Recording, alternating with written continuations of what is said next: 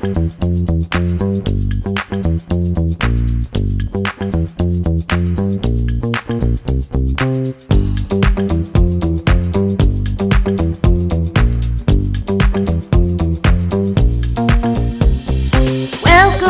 to the Glen Alex Show, where your health matters, set your mind, let it flow. Joyful, connected, confident, complete. Let Glen Alex help you back on your feet. The Glen Alex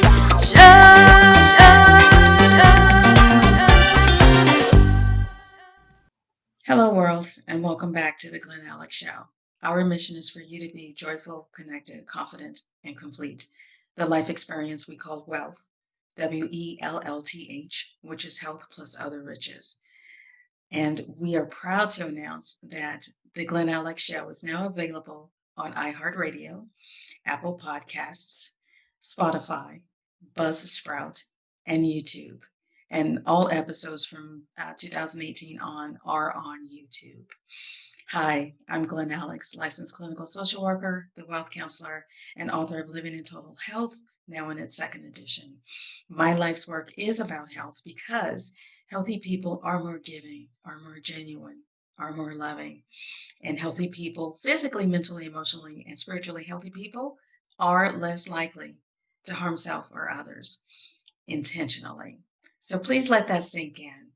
All the murder, abuse, trafficking, deception, manipulations, cheating, thefts, those things are perpetrated by unhealthy people who have voids in their lives that they attempt to fill by harming others. Physically, mentally, emotionally, and spiritually healthy people do not intentionally harm self or others. And I also believe that it is the healthiest among us that will right the world's wrongs. And with that, please join me in this episode of the Glen Alex Show, which is focused on giving, and help me welcome my guest, Nakia Jackson-Hale. Hi, how are you? I am doing well. How are you? Good. Good. Can you please introduce yourself? Yes. My name is Nakia Jackson-Hale. I've been in Las Vegas for a long time. I feel like I'm a native here. It's been so long. I work at UNLV as an executive director. I've been at UNLV for about 20 years, and I have 3 young ones at home, 13, 11, and 9. Wow. Yeah. And that there's a whole lot more to you than that. Yeah. Don't be shy. I just finished up working at Metro almost 3 years in the Fusion Center, and I am currently going to grad school at UNLV for a degree in crisis and emergency management. Okay. I know there's more, but I won't press you right now. Okay. This episode of the Glen Alex Show is about giving because we are in that season. And I recall from a previous conversation you and I had about gratitude, you had an interesting take on what gratitude means for you and your family. Can you tell us about that? I think for us, we're just so grateful to be in the position that we're in. I think it's been a really hard 8 months, 9 months for a lot of people. And I feel like we're fortunate. So one of the things that I like to do and encourage my family to do is to donate. So I think whether you have the ability to donate money or time, I think it's important that we do that to help our community. So I work with the Las Vegas Bowl Huddle, and we put together some little kits for students in the Valley at the beginning of COVID. I like to donate to Safe Tree. Every opportunity that we get, we're always thinking of ways that we can give back to the community. Okay, so gratitude for you is about giving, and it's a regular activity. It's not just relegated to one season.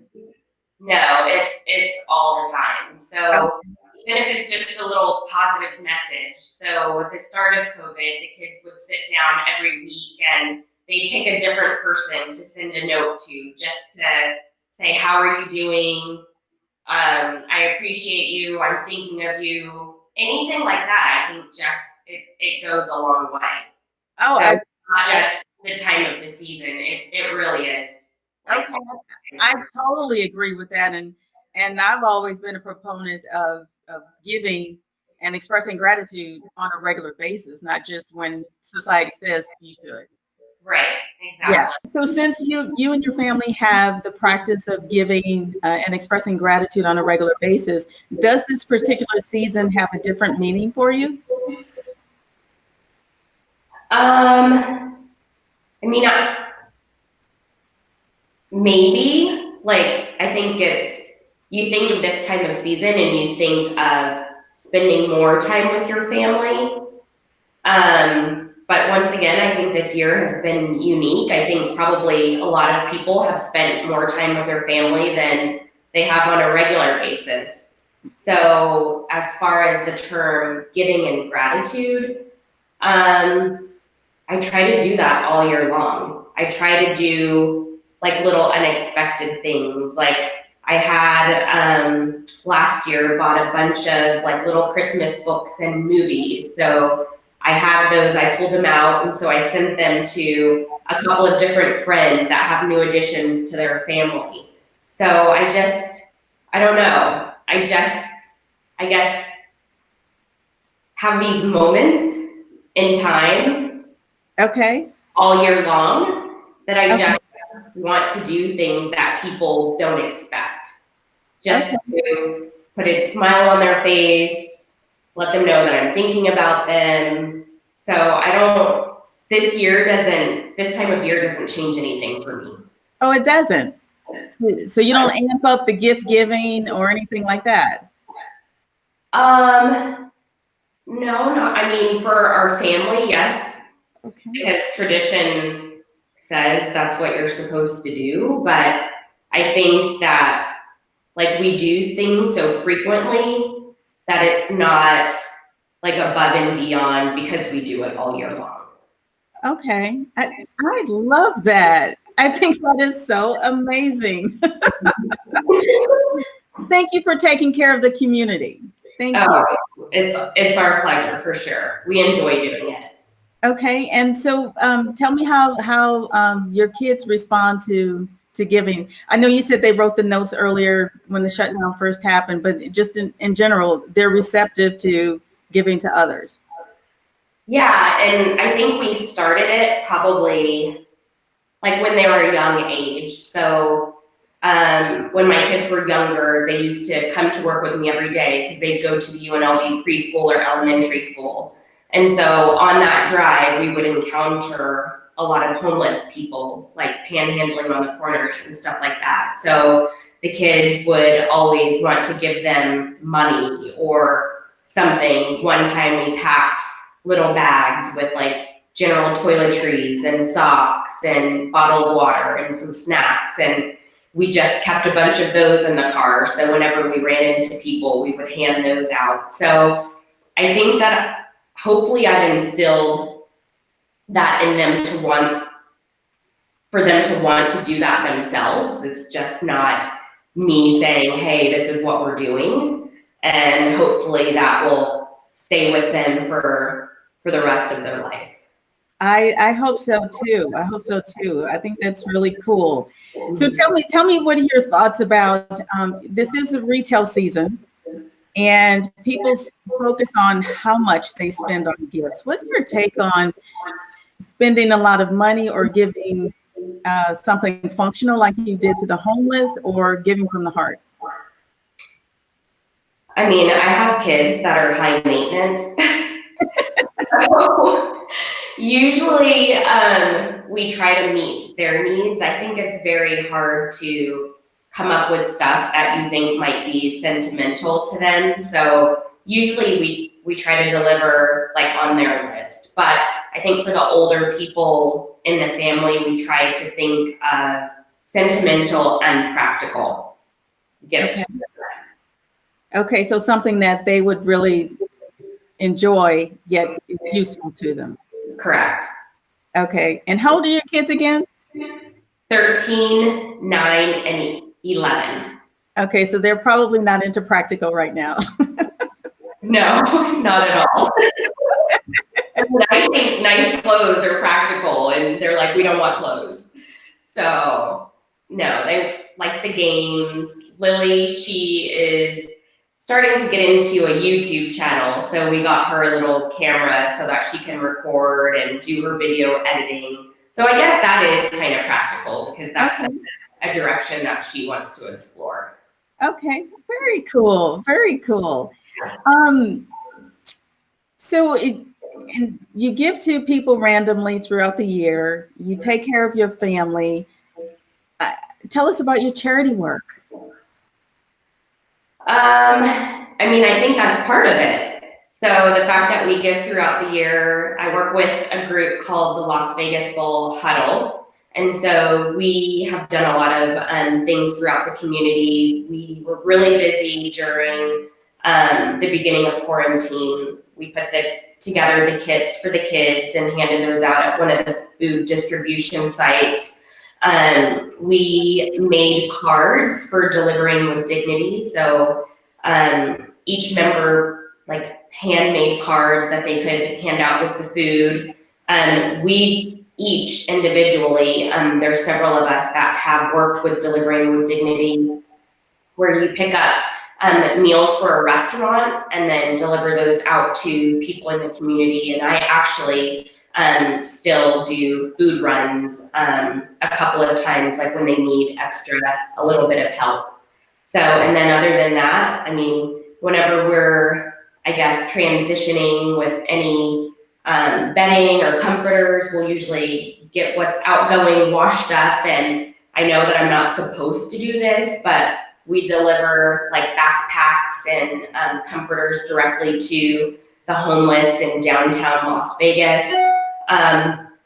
Just because, I think sometimes it's hard for the homeless here in Vegas to actually work through an organization. And I like to see that direct impact. So I know that they need bags to carry their stuff, or if it's cold, they need coats, blankets.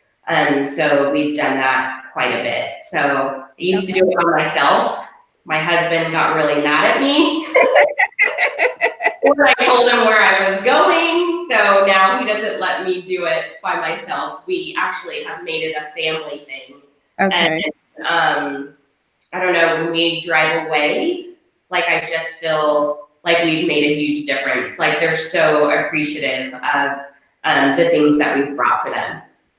Well, and not just the actual material gift that you're giving to them, but it's also an acknowledgement of their humanity. Mm-hmm. That is super powerful for marginalized people. Mm-hmm. Yes, definitely. They're seen. Okay, now I may be misremembering. However, I thought you were attached to a particular charity, 501c3, that was a legal foundation for youth. Yeah, so at the William S. Boyd School of Law, where I work, we started a program called the Justice Michael L. Douglas Pre-Law Fellowship Program.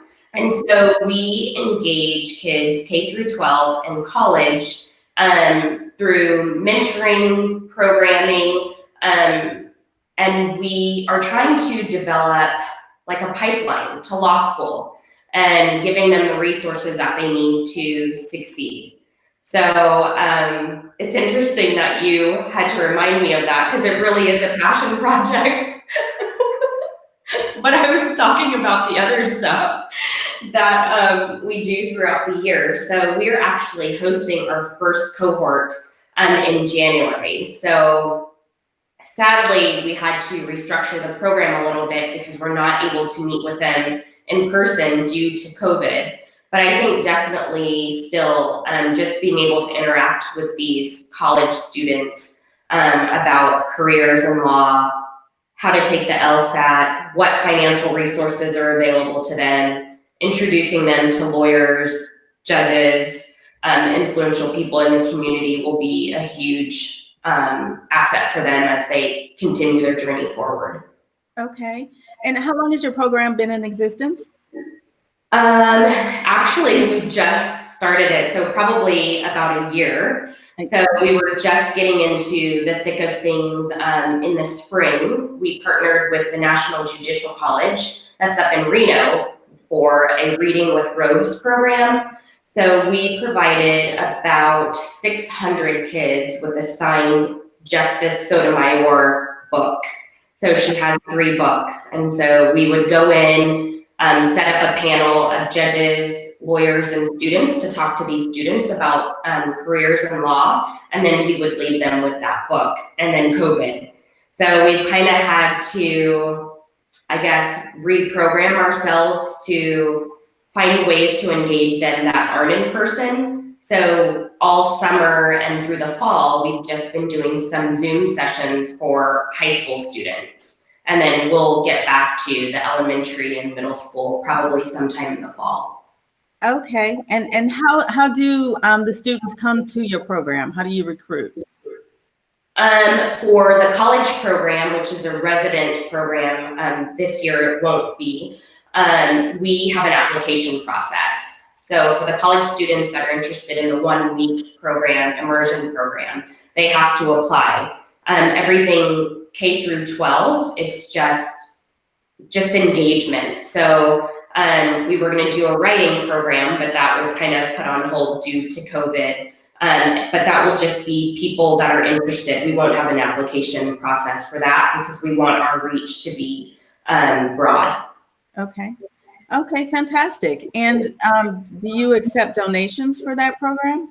Yes, absolutely. We accept donations at any level helps. But if people are interested in sponsoring a fellow for our 1-week program, that's just a flat donation of $2,500. But every cent goes to actual programming. Okay, fantastic. I love how you give, your giving is multifaceted. Mm-hmm. You give randomly, you give through organizations, you and your family give on your own, and now you're giving through charity. So I think that's really amazing. And I'm really proud to know you. Thank you. I think any resources that we have available that we can share, I think it's the time, treasure, like dollars, the whole, like whatever we have, we try to give in all of those ways. Okay. And would that be your message to the world, is to share your resources? I think so. I think sometimes people often think of charity as giving of money, but it's the time, talent, treasure thing. So if I have the money, I'll give it. If I have a skill set that's needed in any of the nonprofit projects that I work within, I give in that way. If we have, I don't know, I mean, if we have resources here that the community does a call for, then we usually will do stuff for that. So like tomorrow, we're going to the KLUC toy drive. Like we always do that every year. We take presents there, I think since probably before Lily was born, and she's 13. Okay. So we do that. So I think every opportunity that we hear about and we're able to contribute in that way, then we usually jump on it, or at least I do, and then I drag them along. Very good. Well, thank you so much for sharing your wisdom, sharing your heart and your soul with others, and for giving us something really valuable to chew on, because sharing our resources when we are able to, I think it's a blessing that goes both ways. So thank you again for that. Thank you for making time to be on the Glen Alex Show. Before you run off, just tell people how they can reach you and contact you about your giving or about your program. Yes, so they can reach me via email, which is, I'll give you the short email. So it's just NAKIA_Jackson@mac.com, that's mac.com, or through my cell phone number, which is 702-493-8684. Okay, great. All right. Well, I wish you and your family a very merry holiday season with safety and with love. Oh, thank you very much. Thank you. Thank you. You take care. You too. Create your best health in 2021 with Living in Total Health. Your total wellness guide, Living in Total Health, covers essentials for physical, mental, emotional, and spiritual health. Presented in an easy, quick read style, it is packed with valuable, practical wisdom that can be immediately applied to help you make 2021 your best, most healthy year ever. Doug Llewellyn said, Living in Total Health is not a how-to, it is a way to. And it is available to you now for a special buy two, get one free. It includes free shipping in the continental U.S. and will be signed and dedicated to you and yours. So visit glenalex.com, GLENALEX.com, and order your Total Wellness Guide, Living in Total Health now to make 2021 your healthiest year ever. Thank you for tuning in to this episode of the Glen Alex Show.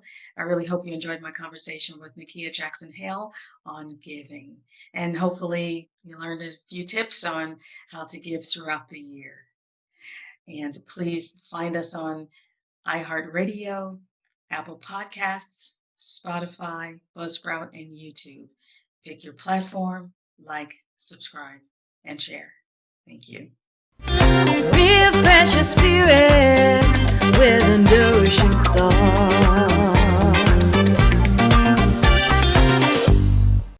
Please allow me to leave you with this nourishing thought. Mother Teresa said, "It's not how much we give, but how much love we put into giving." That is one of the simplest yet most profound traits of humanity.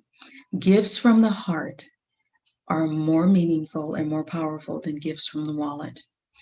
Gifts from the heart have more impact than the amount of money you spend on a gift. And at this time, in this giving season, millions are hard pressed to spend money on gifts because 2020 has presented layoffs, job loss, income loss, and loss of hope, sadly. So if you are in that position and are stressing about or feeling guilty about not being able to buy a bunch of gifts, I'm here to tell you that there's no need for you to feel guilty or even stress yourself out, because heart-centered gifts are much more impactful than the amount of money you spend. Gifts from the heart have a direct connection with the heart of the other person, and that will serve more, far longer than the amount of money that is spent on a gift. So please consider these tips on heart-centered giving that are free and simple. I'll start with prayer. Prayer for me is the most profound gift you can give to anyone. You can pray anytime, any place, and no one needs to know you're doing it, except the Spirit will deliver your message of love directly to that other person. What is more profound than that? Nothing. How about a smile? Yeah, even behind a mask, the eyes smile. So you can still send that loving, positive energy to someone else, and they will know that it is coming their way when you smile. Thinking of you note. It could be a call, it could be a text, it could be an email. Something to just say, hey, I'm thinking about you. That will communicate to the other person that you care, you haven't forgotten about them, and that they matter. They matter. And similar to that is just basic positive regard and attention for another person. Eye contact, a warmth of their presence. That will also have a direct impact on their heart, because you will communicate to them that they do matter. And when you give positive regard to someone else, you're connecting with their humanity, going way past the facade of the personalities we carry around. How about the material things that you no longer need? For example, if you have a coat that no longer serves you, you can no longer fit, and it's gently used, still in good condition, someone else who can't afford a new winter coat will be grateful and appreciative of it. And of course, if you can't afford to spend money, spend money. Okay, it'll help the economy. It'll keep you in your tradition, and it will have the most meaning. However, if it matters to the recipient, it's not just something you want to splurge on, but something that the recipient can use and appreciate. So I hope those tips help, and I hope they alleviate any guilt or stress that you are experiencing, because 2020 has put you in a position and behind the eight ball. And it is my sincere hope that we end 2020 on a high of love, and we can do that with heart-centered giving. And until next time, be well.